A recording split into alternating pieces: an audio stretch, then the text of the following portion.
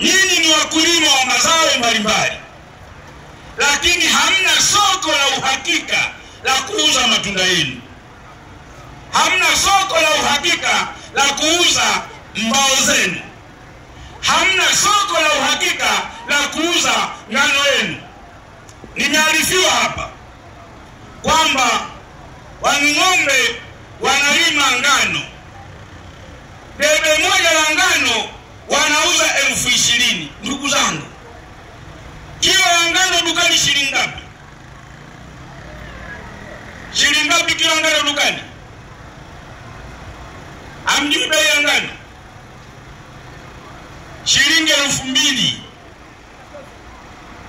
Lakini debe la ngano watu wa Njombe mnauza 20,000. Ndugu zangu, hamwezi kutoboa katika utaratibu huo.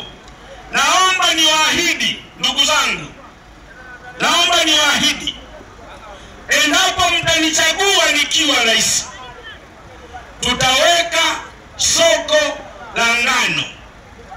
Tutawatafuta wanunuzi wazuri watakao kwenda kununua ngano kwa bei nzuri, ili wakulima waweze kupata faida na zao wanaolima. Lakini tutahakikisha tunatafuta wawekezaji wa kuweka kiwanda kwa ajili ya kuchakata ngano, ili na nyinyi muwe na blandi yenu ya ngano inayotoka mkoa wa Njombe.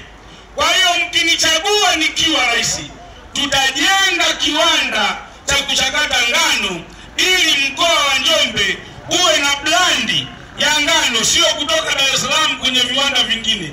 Ngano inayolimwa mkoa wa Njombe iwe na blandi yake isambazwe nchi nzima na dunia nzima kama bidhaa zingine.